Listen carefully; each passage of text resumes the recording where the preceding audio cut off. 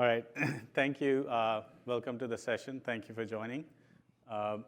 This is just to give you a brief of how we want to run this session.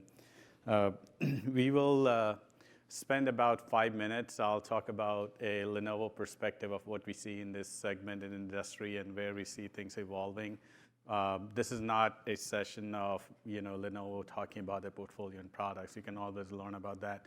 But this, we thought it'd be useful for you as a fellow customer or business partner to learn from your peers about their own experiences of deploying some of these technologies.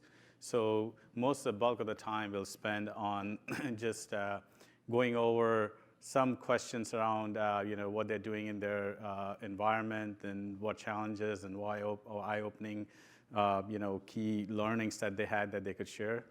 So we hope that you will be able to leverage that. And then towards the end, please don't go away. If you didn't get a ticket, get that from a Lenovo badge person. We will have a drawing for something cool, and you have to be here to win it, of course. Okay? So with that, I'm Shekhar Mishra. I am responsible for our software-defined business unit at Lenovo Data Center Group. So everything around cloud and hyperconverged model falls in my purview. And obviously, most of the announcements here on Azure Stack HCI, those are also part of my responsibility and strong relationship with Microsoft. So just before we jump into HCI, I thought, just flash a slide. I like this slide from perspective because it shows that how this industry, the data center, has evolved in the last, I would say a couple of decades, right? Where things actually, don't go too far away from each other. Like you have this huge centralization, then you go disaggregation, then you go distributed, then again centralization. What has really started changing the game is where you start seeing that some of the software-defined concepts, it's not a new concept. I mean, with hyperconverged, we've seen that it has taken to the next level where we software defining some of the other pieces outside of the compute is coming into play. But as you see that, there were several things that started as a technology and architecture, and then there were some prohibitive aspects of it that then evolved to something else, whether it be a technical reason or a business reason. For instance, I mean, in my view, converged infrastructure, that was purely a business thing where a lot of customers are saying, you really need a PhD to manage and set up a network and a storage and compute and make that all work together and manage it in day-to-day work. And then, this gave birth to CI, where a lot of the pre-integrated solutions, nothing big changing in the architecture itself, but more of the pre-integration and packaging and simplifying some of the deployment aspects. Hyperconverged kind of took it to the next level where it really said storage doesn't need to be complex. It really can be simple. And that's where it kind of took off. And we see that evolving into a lot of the cloud model. If you see today, most of the cloud deployment model is some aspects still uses hyperconverged architecture underneath it. And then obviously there's building on top of it beyond it, whether you look at VMware or Microsoft or Nutanix, for instance, right? So this is just to remind ourselves that, things go in circle, but not every architecture or every design is fit for each and every workload. So as a customer or partner, we always encourage our customers to look at what is the pain point they're trying to solve and then fit the best architecture to that need. Just because HCI or cloud or some specific architecture is out there doesn't necessarily all mean that it solves everything for you, right? The other aspect that you probably would have gleaned through several of the last few conferences that you've been here is, and I'm sorry I'm guarding you, Phil, a little bit, is this whole concept of edge to cloud. Now, if you think about how the whole the data aspect of things has been moving and changing, right?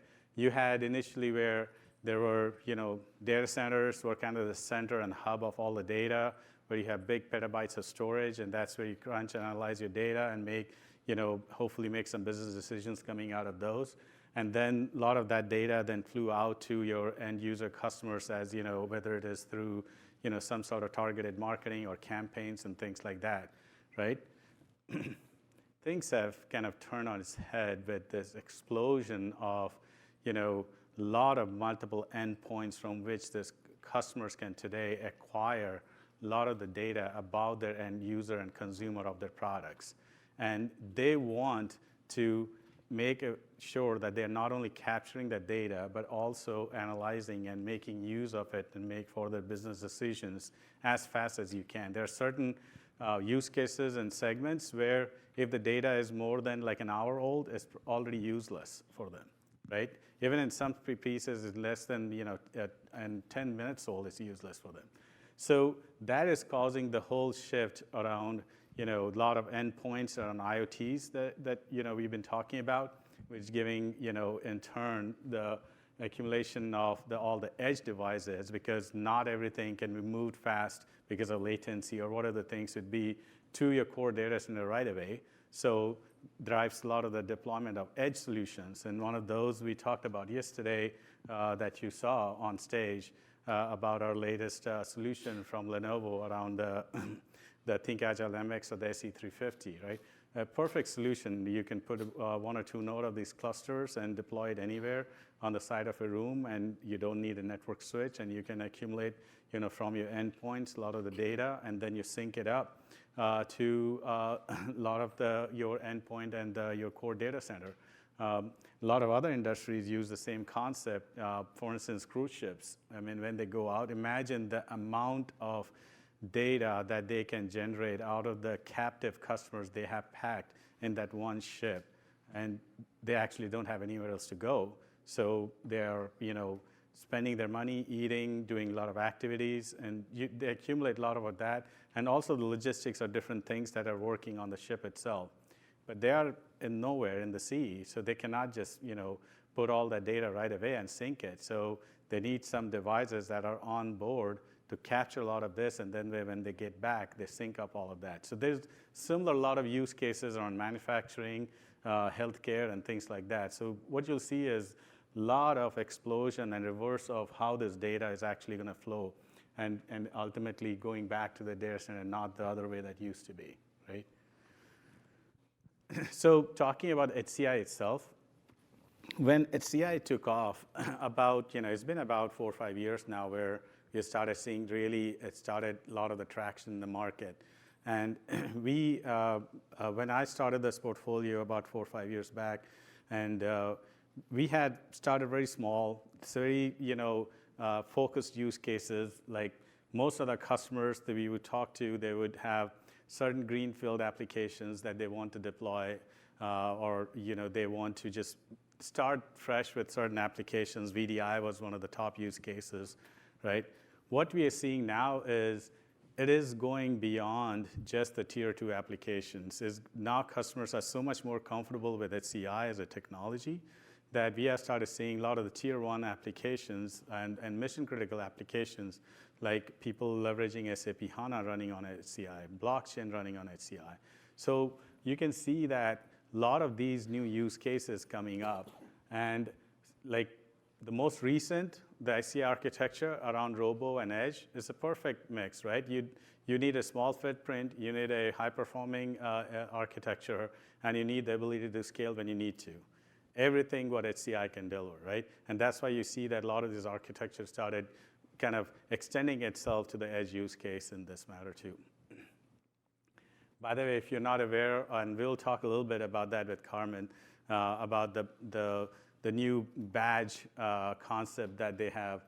Lenovo already has badge around SQL and the branch office and edge solutions. It's basically a pre-configured, pre-tested, qualified solutions that our customers can then easily take and deploy, knowing that it has been pre-tested to deliver a certain level of performance, right? And we have excellent results around our SQL that we'll share with you. So with that, what we'll do is now turn over to our panelists and talk about, their environment and see that how much of, what we've been and I've been sharing does it align with what they believe is happening in their environment, okay? So we'll just take a few seconds and maybe start with you, Carmen, and and just introduce yourself and provide what you do, so that everyone has a context when they hear from you. Okay. So there's a mic. And, yeah. Otherwise, it's going to be hard to hear me. My name is Carmen Crincoli. I'm a program manager at Microsoft. I run the Azure Stack HCI partner program. So I work very closely with Lenovo and other OEMs to participate in the program to test and validate their solutions, put them in the catalog. As you've maybe heard in other sessions, right, the big focus for Microsoft this Ignite is intelligent edge and kind of the evolution of the Azure Stack family.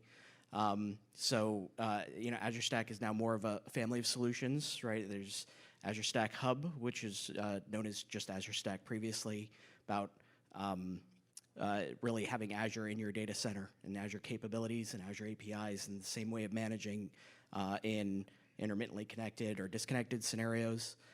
Then there's Azure Stack Edge, previously known as Databox Edge. That's about having edge computing capabilities driven directly through the Azure portal. And then there's Azure Stack HCI. It's really about traditional virtualized infrastructure with hybrid cloud capabilities that you can attach to those workloads. And that's my view of the world. I'm sorry, what was the other thing you wanted me to talk about? No, for now, I think the introduction is good, and we'll get back to... Okay. I appreciate you clarifying the whole branding thing.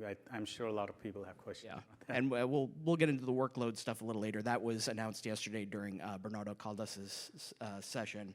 And it's one of the things we worked on quite closely with Lenovo over the last months or so, particularly around the SQL one, where we've had some really great numbers. Yep.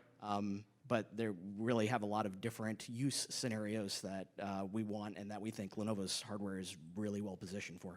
Thank you, Carmen. Mm-hmm. Hello, my name is Andreas Subsuk, and I'm working as a senior consultant and partner in a consultancy company called CC Global. I'm also an Azure MVP, so I work a lot on the hybrid data center using Azure Stack and Azure Stack HCI for the on-premises and Azure for the cloud. We have been working closely with Lenovo on deploying various solutions for our customers around the world, from 2 nodes to 50 nodes, I think, is the biggest one, with automation on the top, so broad variety on services we do. Good afternoon. My name is Håkon Svendsen. I work for a Norwegian service provider called Bråtgruppen. We started with Azure Stack HCI late in 2016 with a POC. And currently today we have around 10 clusters and 50 nodes in production. Thanks, Håkon. My name is Ronny Bachmann. I work as a cloud solution architect for Cloudion in Denmark. We predominantly provide hybrid use case scenarios or public cloud. And we've built since about 2016 on Azure Stack HCI. And we're slowly transitioning customers over into a hybrid use scenario with Azure Stack Hub, with Edge and HCI to support that for specific workload cases. Thanks, Ronnie. Good afternoon all. For those of you who don't know me, my name is Philip Moss. I am Chief Product Officer at an organization called Accutech. Accutech is a UK-based service provider, and we have worked for many, many years in advanced Microsoft technology. We work on a global customer base, delivering advanced solutions on Azure Stack HCI and building automation and workflow on top of that platform to integrate directly into the Azure public cloud experience. Thank you, Phil. As you can see, pretty energetic crowd here. So, and we have a short 45 minutes, so feel free to catch them afterwards too if you have more questions later. But so with that, let me start with you, Håkon. I know that you mentioned that as part of your process of selecting the right HCI platform and then landing with Azure Stack HCI, you went through a pretty lengthy POC process and to evaluate all of that, which is pretty common in a lot of customers. So love to share your experience of, first of all, what did that process look like, and was there specific configurations? And then what was kind of your criteria of success there that helped you land to your selection? Yes. As I said, we are a service provider, so we have quite a broad view of workloads from our customers. Our main goal was to look for more infrastructure, simplify it. It sounded natural to look into the Azure Stack HCI. The POC went well. We got the results we were hoping for, and I guess the key takeaways from that was it greatly simplified our infrastructure, and the technology was well known. We were Hyper-V focused since 2012 R2, so all the technical engineers, they could use their skills from Hyper-V directly into the HCI platform. And the third thing was it gave us great performance and stability and security. So I guess that's okay. Thanks for sharing. So this is kind of aligns with sometimes, even when I talk to my team, we get so much focused and bogged down about this is performing, speeding fast than this guy, and that could be the winning thing. A lot of times it is simpler business reasons too, as Håkon mentioned, that they already had a lot of skills around Microsoft. That sometimes make the decisions easier for the customer, right? So we had to look at both the technology aspect and the business aspect as you are evaluating your solutions. Let me ask you, Andreas, one of the things is that a lot of times when customers are moving into this new technology, and HCI being one of them, one of the things that we early on run into a lot is customers are mostly comfortable at carving out a green workload, greenfield, meaning this is a new thing, and I'll just start with this and try it out. But now that we're seeing people are migrating from their old other workloads into HCI platforms, how do you help customers in that transition process if it is not brand new, they're just transitioning and moving to something like Azure Stack HCI?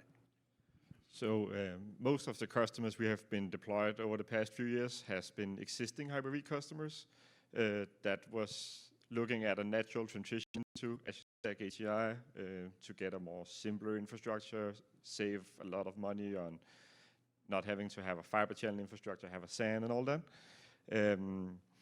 So they were already Hyper-V customers, and Azure Stack HCI just being Hyper-V, it is really, really easy for most of the customers just to move what they have today live without any downtime into the Azure Stack HCI solutions. Okay.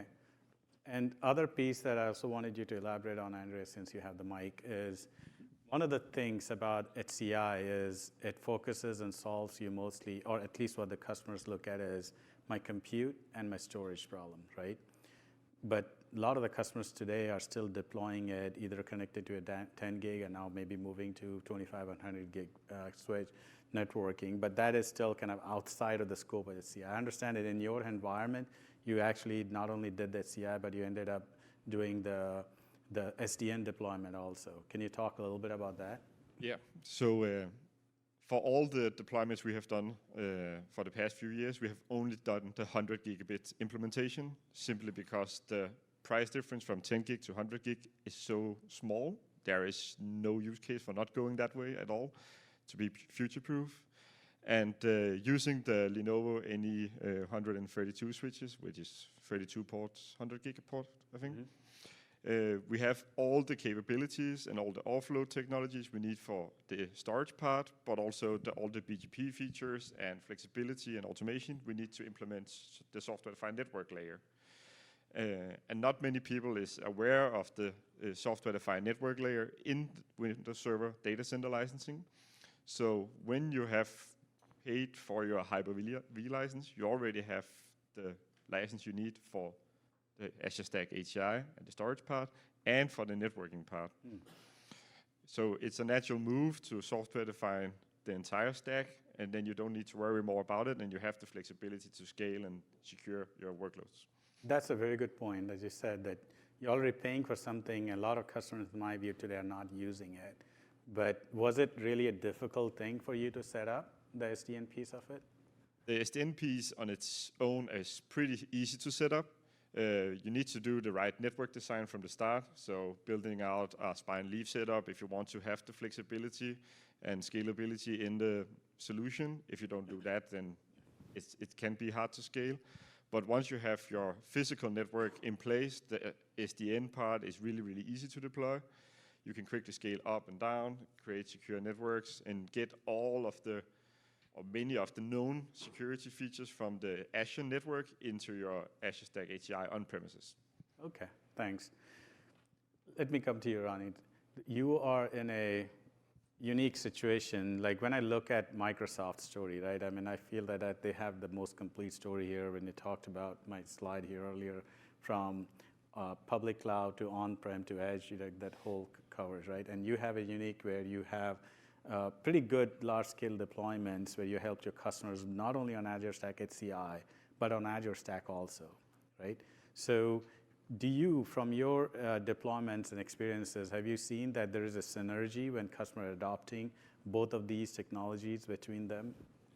Yeah, I think that if you go back about 2 years, the use case for what is now Azure Hub, Azure Stack Hub, it wasn't as large as we see today. It actually requires scale before you can start splitting up between an HCI infrastructure and an Azure Hub infrastructure. But once you get to that scale, you actually get the possibility to start leveraging use cases around mission-critical workloading. SQL is a good example. Extended support license problems is the thing we've been doing for the past 6 months or so, is solving that through some of these solutions.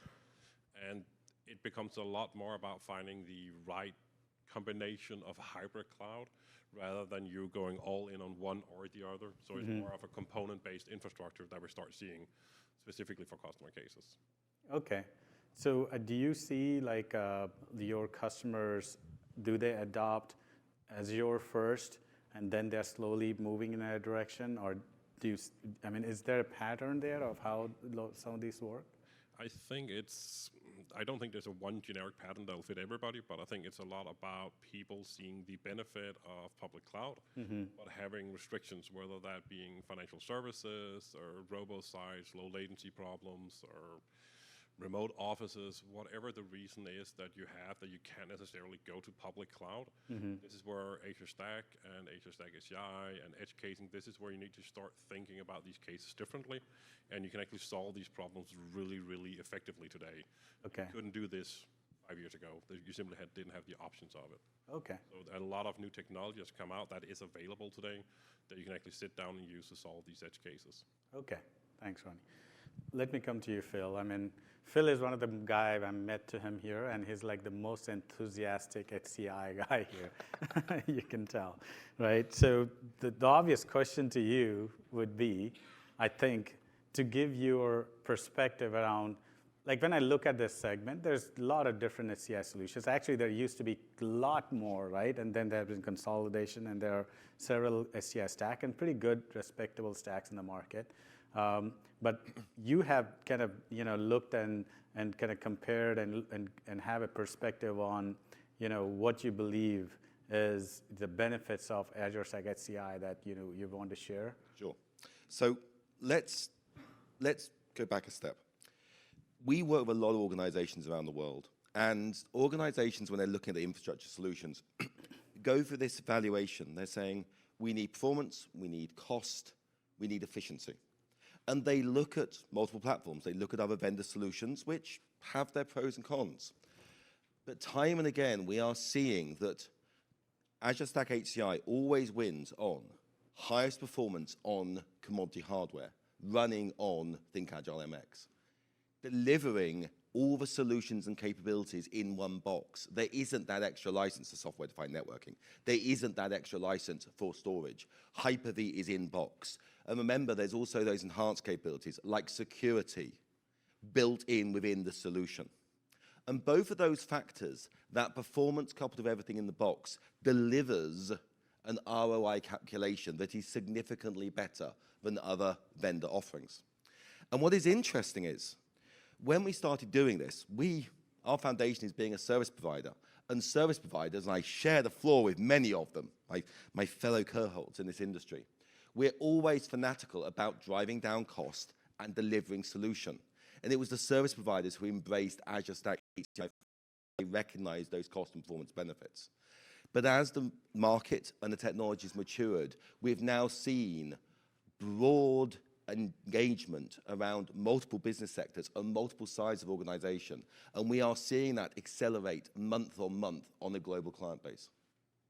Thank you. So you mentioned something about cost being a big thing around service providers. I'm sure if I ask a direct question to customers, they'll say, it's like almost asking, do you like ice cream? You know, cost is always there. What do you think about the announcement yesterday, a 2-node cluster for edge environment at $20,000? So the 2-node scenario is a very, very, very powerful scenario. Now, everyone talks about this in terms of the edge scenario, but let's think about the people who really need these very small 2-node clusters. These are the organizations who historically have been using a server in the corner, a RAID controller with a dusty server under someone's desk. That wasn't giving them high availability. That wasn't giving them failover. What is very powerful about this ability to do 2 nodes at under $20,000 with the software solution is that these companies can now engage in a highly available, scalable platform with hybrid connectivity at a price point that simply was not possible before and is not possible for other vendors. And this is opening up entire new markets. We are seeing significant growth in many of the Asian markets where price is absolutely critical. And this is an area that traditional solutions just were not viable. But $20,000 for a high-performance 2-node solution is a breakthrough into that market segmentation. Thanks, Phil. Let me come to you, Carmen. From Microsoft perspective, you know, we heard a lot of good things yesterday. I think it'll be helpful if you can summarize, because when I still talk to, I had several customer meetings and stuff, and still there's some confusion around what was branded what, and how do you position your portfolio in this journey from edge to cloud, right? So can you briefly spend like a couple of minutes talking about that? Yeah, the branding thing has been an evolution, particularly particularly around. We all go the through edge. that. So that's fine. So you know, it kind of, you know, what I said earlier, that was one of the big announcements in Satya's keynote yesterday, was just trying to make it clear where the different Azure Stack pieces represent the highest business value and what capabilities they bring. Right, there's different parts of the spectrum of hybrid. So you know, again, the hub part is really about Azure inside of your data center, right? Azure services, not all of them, but you know, key critical ones that customers want most operating inside of your infrastructure. Consistent experience with the Azure portal, consistent APIs. If you already have dev teams doing Azure work and you need to not do it in the public cloud, you need to do it in your data center, you want Azure Stack Hub. And edge is all the way down at the other end. You don't need highly available, but you do need the ability to process data at the edge. Right. But you don't want local infrastructure management costs to go with it, because you need 100 of these, and you already have your entire workflow in the Azure portal. That's what Azure Stack Edge is doing for you. All of that compute processes out in your environment, in your locations, but it still looks like Azure resources.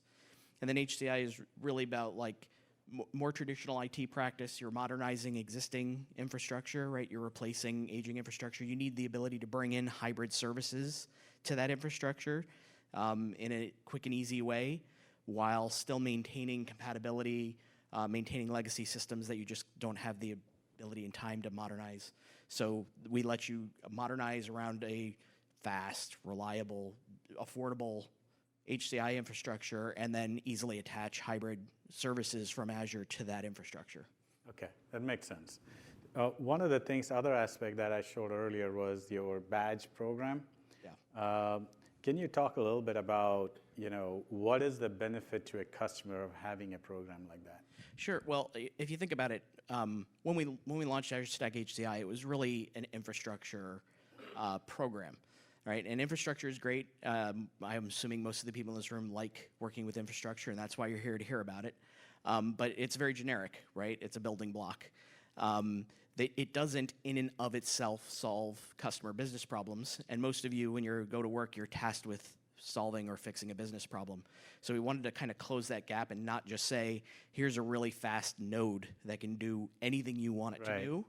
It's, here's a configuration that can actually solve the business problems that customers come to us with and say, listen, that's great. can I run SQL on it? Well, of course you can. Well, what's the best way to run SQL on it? And that's what this workload use case program is. So we work together with our partners who actually build these systems out, and we say, we want to design an optimal solution based on your hardware platform. You know, why don't you spec that out?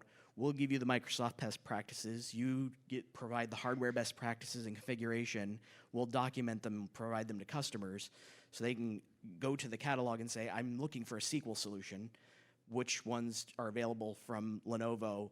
I'm interested in that one. Okay, if I buy these and configure them the way that Lenovo tells me and Microsoft tells me, I know I'm going to get a good experience running SQL on top of HCI. So we're doing that with the 5 basic ones we launched. I don't want to say basic. The 5 ones we launched because that's what was ready. VDI, SQL, virtualized infrastructure, scale-out storage, and the one I always forget. Oh yes, Azure Robo, the one we're mostly talking about today. Which is why I've totally forgotten about it. But we're going to add more over time as we take the time to learn, figure out how to document these things. We're going to add a Kubernetes one in the near future, and SQL, additional SQL scenarios, things like that. So we're going to expand this over time and try and give more business value as part of this program.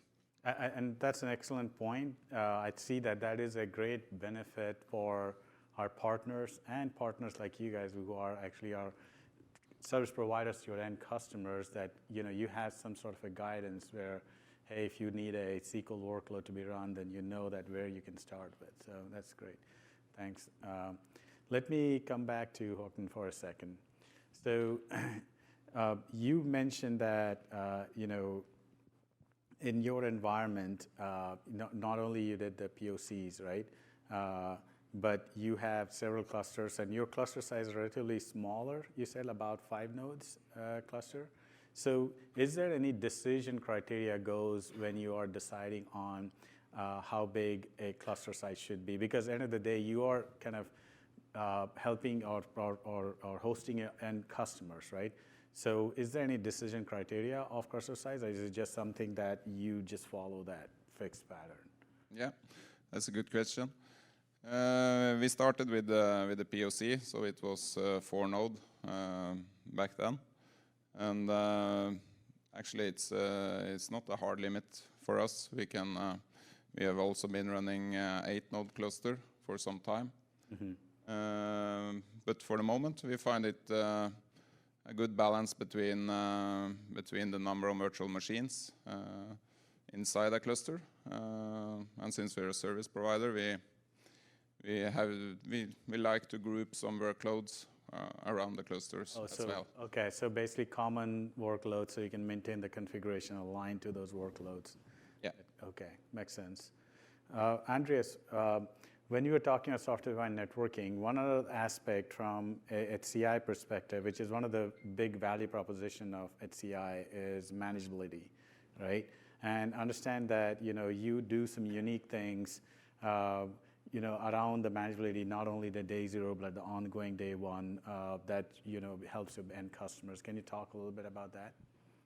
So you're referring to the Clarity part of it? Right, and the mesh architecture and stuff that you work on. I don't work on mesh. Mesh, okay. Sorry. Yeah. So initially, when we started our journey looking into Azure Stack and Azure Stack HCI, we were looking out for a hardware partner that we could team up with that fits our deployment methods, which is automation. So at our first talk at Lenovo, we knew that this was the right partner for us because Lenovo has the broad variety of tools and has everything software defined, from the configuration of switches and servers and all the way up, maintaining everything using the Xclarity administrator tool. So the way we always deploy our clusters is with automation from the start, so racking the servers and putting in the cables. That's what we do from the server perspective. And then the rest is done with PowerShell script that is pushing configurations for both the switches and the servers, and maintaining them all the time, patching and all that. Okay, that sounds good. Let me come to you, Ronnie, for a second. So we talked about your Azure Stack HCI and Azure Stack deployments. If you can share, where do you see yourself going next beyond that for your customers? Where do you seeing more of the requirements and demand coming from? I think it's going to be a split focus. So I think we're going to keep seeing a lot of robo-casing, a lot of small siding, which is where HCI really excels at actually delivering performance without increasing cost.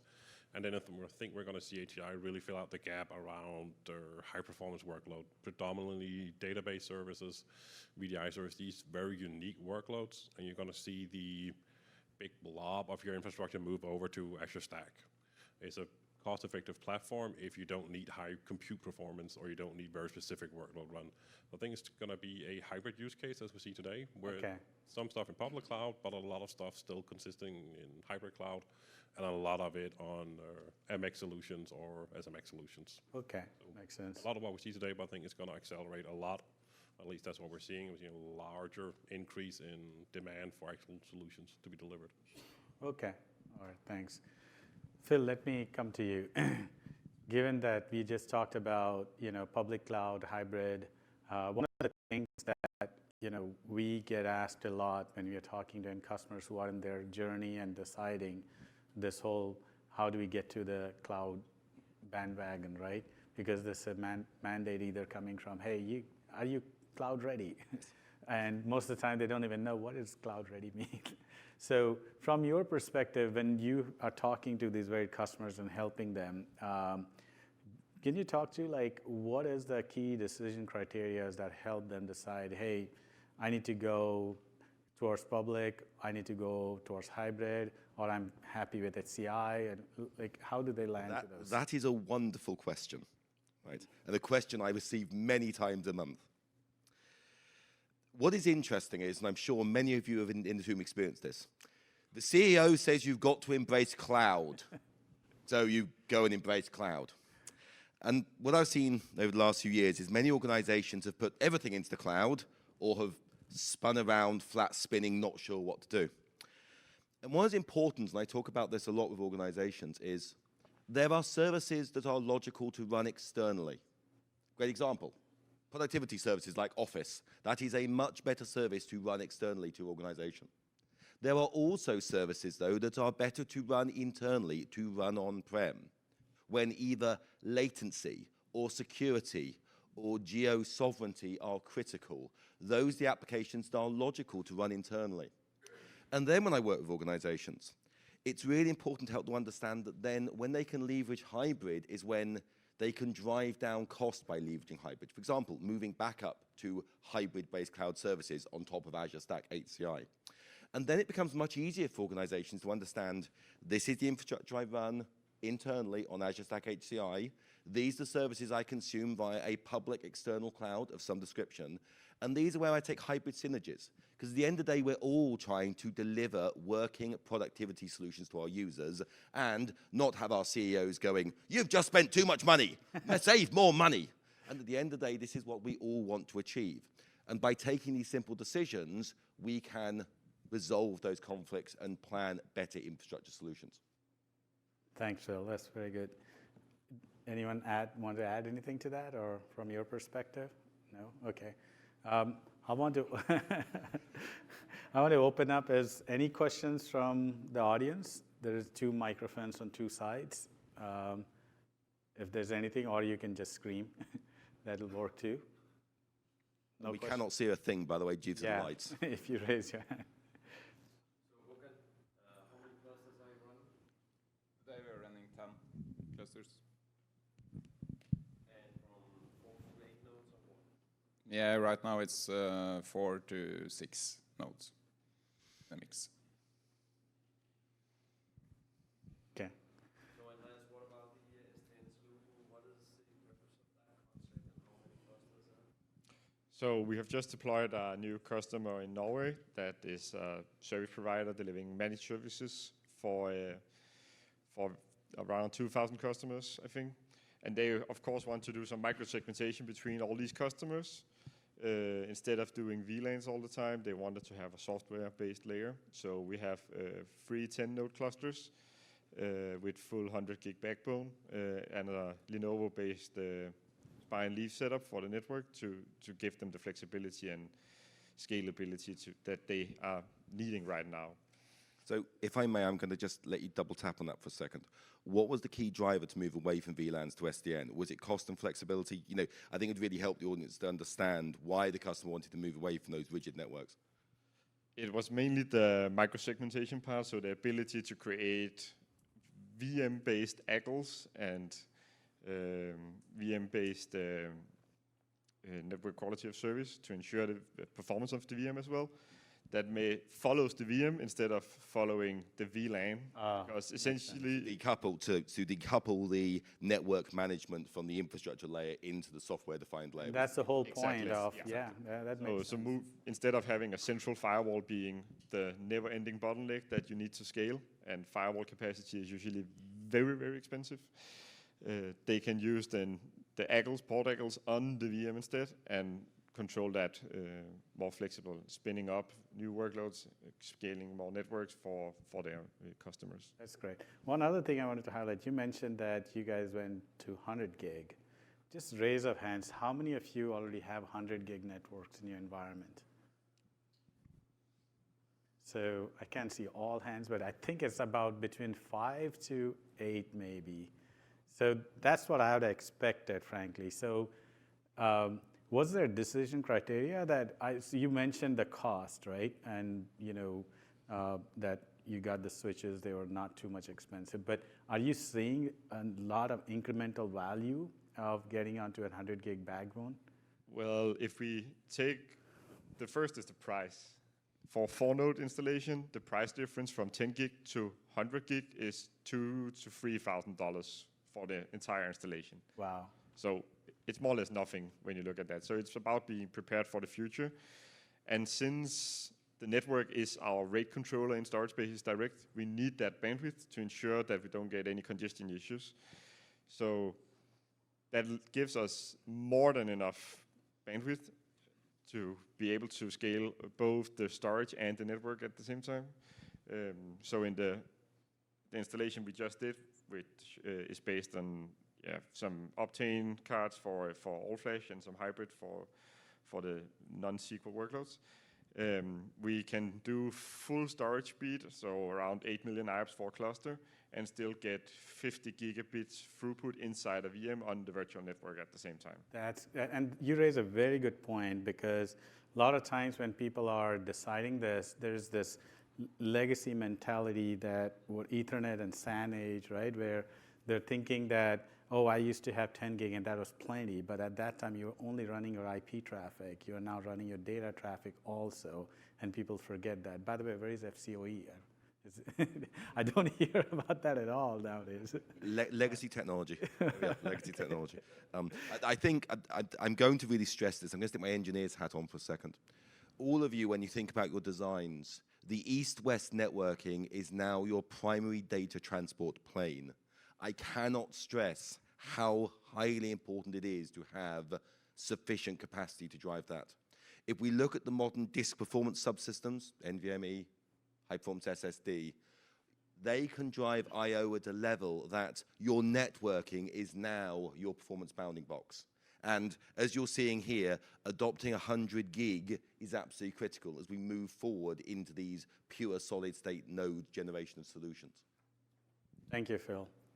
Last question. Yeah. Are you running RDMA? If you are, Rocky, iWork, at what speeds? Okay, so let's break that 2 ways. So the question to the panel is, are they using RDMA? And I'll let them answer in a second. So there are 2 primary RDMA standards out there, iWarp and Rocky. We won't get into a conversation about which one is better. But guys, let's do a straw poll. Rocky or iWarp? Rocky V2. Rocky V2. Rocky V2. Rocky V2. You guys doing any long range at all? Yeah. No. So you don't do any long range? No long range? You're doing long range over Rocky? Yeah. Right, so they are all doing Rocky. So Rocky We do Rocky and iWarp. Yes, we do. And are you running with or without Rocky? Oh, God, no, I would, sorry, forgive me. Storage Spaces Direct without RDMA would be a non-supported scenario and would be configuration suicide. No, do not do that.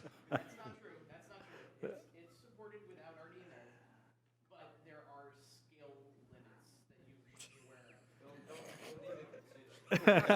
of. You do not do. No one sells a solution right now without RDMA, and I won't approve one